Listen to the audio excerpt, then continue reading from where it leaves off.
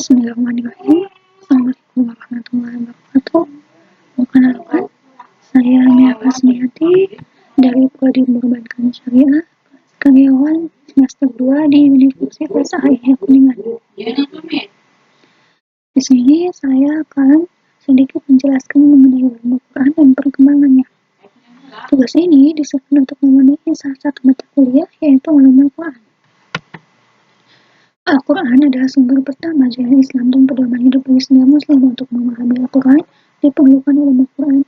Di sini akan dibahas tentang pengertian ilmu Quran, ruang lingkupnya, sejarah ilmu Quran, dan beberapa bahasan lainnya. Pengertian ilmu Quran. Apa sih ilmu Quran itu? Ilmu Quran itu terdiri dari dua kata yang berasal dari bahasa Arab, yaitu ulum dan Quran. Ulum yang berarti mengetahui, Quran yang berarti Al-Quran. Jadi, menurut bahasa, pengertian ulum Al-Quran yaitu mengetahui Al-Quran. Dan menurut istilah itu, ilmu Al-Quran ini merupakan kumpulan sejumlah ilmu yang berhubungan dengan Al-Quran. Dan menurut Syekh Ma'na Al-Qattan, ilmu Al-Quran itu ilmu yang mencakup pembahasan-pembahasan yang berkaitan dengan Al-Quran, dari sisi informasi tentang asal nuzul, turunnya Al-Quran, kodifikasi dan tertib penulisan Al-Quran, ayat yang diturunkan di Mekah dan ayat yang diturunkan di Madinah, dan hal-hal lain yang berkaitan dengan Al-Quran. Makna ulum Al-Quran ada dua makna, yaitu makna idafi dan makna alam. Terdapat perbedaan makna idafi dan makna alam. Persamaan ada di poin ke-1 sampai 6 dan perbedaan ada di poin 7 sampai 9. Ruang lingkup ulum Al-Quran secara garis besar, objek kajian ini disebutkan oleh Hatta Samsudin Asli dalam model ulum Al-Quran, yaitu sebagai berikut: ada sejarah dan perkembangan ulum Al-Quran, pengetahuan tentang Al-Quran, dan metodologi penafsiran Al-Quran.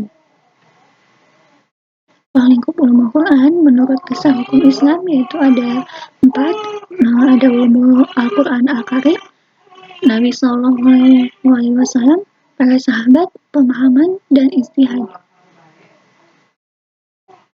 Ruang lingkup ulum Al-Quran ini bila ditinjau dari segi pokok bahasanya secara garis besar terdapat dua kelompok besar, yaitu ilmu riwayah dan ilmu dirayah. Ilmu riwayah yaitu ilmu yang berhubungan dengan riwayat semata-mata, seperti yang membahas tentang macam-macam riwayat, tentang turunnya ayat-ayat Al-Quran dan turunnya dan sebagainya. Ilmu dirayah yaitu ilmu yang berhubungan dengan dirayah, yakni ilmu yang memperoleh dengan jalan menelaah secara mendalam seperti memahami lafaz yang garis dan mengetahui ayat-ayat yang berhubungan dengan hukum.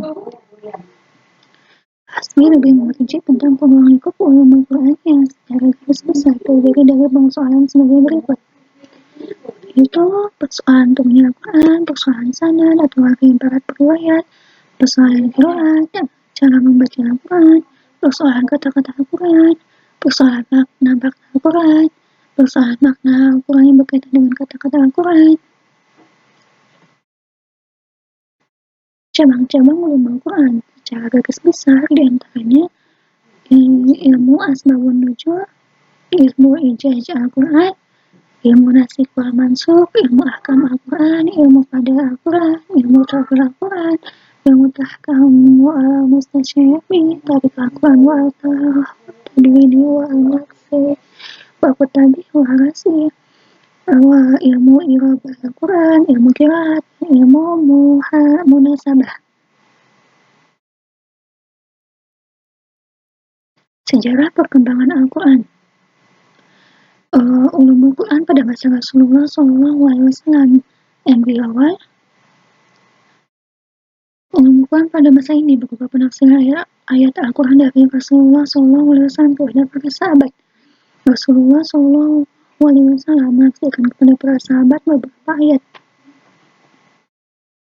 Antusiasme sahabat dalam menghafal dan mempelajari Al-Quran. Larangan Rasulullah SAW untuk menulis selain Al-Quran sebagai upaya menjaga kemuliaan Al-Quran.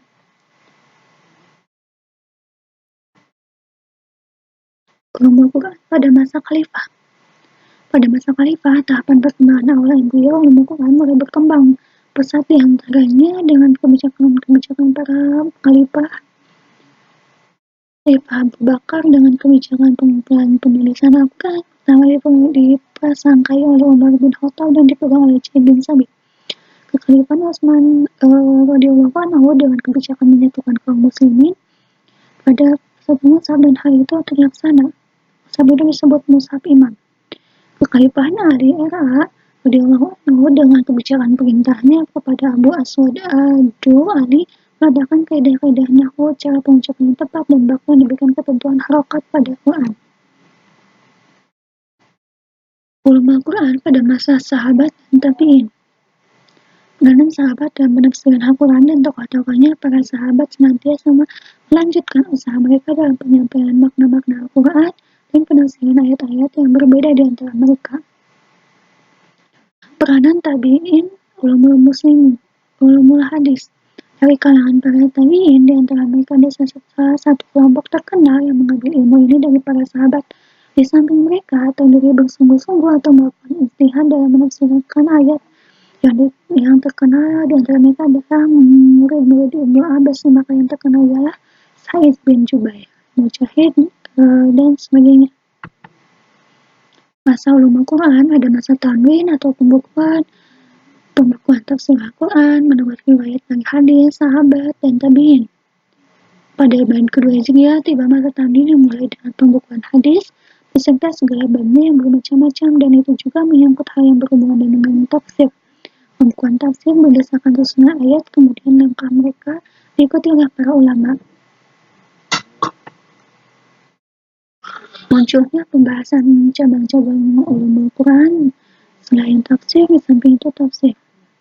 Pembukuan secara khusus ulumul Quran dan mengumpulkan cabang-cabangnya ulumul Quran pada masa modern atau kontemporer.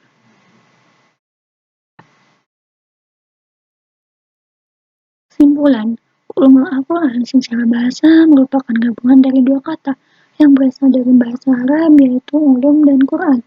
Kata ulum merupakan jamak dari kata ulum yang berarti untuk masdar dari kata ulumu ya'limu, yang berarti mengetahui, sedangkan Al-Quran berasal dari qara'a yaqra'u Qur'anan, Quran yang berarti membaca.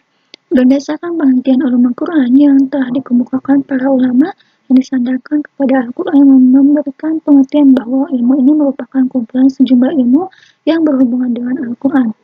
Sedangkan ulumul Quran menurut istilah para ulama memberikan redaksi yang berbeda-beda sebagaimana dijelaskan berikut ini, yang artinya ilmu yang mencakup pembahasan yang berkaitan dengan Al-Quran dari sisi informasi tentang asbabun nuzul turunnya Al-Quran, kodifikasi, dan tertib penulisan Al-Quran, ayat-ayat yang diturunkan di Mekah, Makkiyah, dan ayat-ayat yang diturunkan di Madinah atau Madaniyah, hal-hal yang lain yang berkaitan dengan Al-Quran.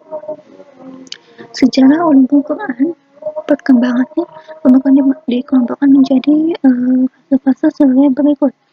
Ulumul Quran pada masa Rasulullah, khalifah, sahabat, dan tabi'in. Masa ulumul Quran terdiri dari masa tanwin atau pembukuan tafsir Al-Quran menurut riwayat dari hadis, sahabat, dan tabi'in. Pada abad kedua Hijriah tiba masa tanwin yang dimulai dengan pembukuan hadis beserta segala babnya yang bermacam-macam, dan itu juga menyangkut hal yang berhubungan dengan tafsir. Pembukuan tafsir berdasarkan susunan ayat yang kemudian langkah mereka itu diikuti oleh para ulama dan yang menyusun tafsir Al-Quran yang lebih sempurna berdasarkan susunan ayat. Munculnya pembahasan cabang-cabang ilmu Quran selain mengenai tafsir, pembukuan secara khusus, cabang-cabangnya ulumul Quran dan pada masa modern atau kontemporer. Mungkin sekian dari saya. Mohon maaf apabila banyak kekurangan. Ditutup wabillahi taufiq wal hidayah. Wassalamualaikum warahmatullahi wabarakatuh.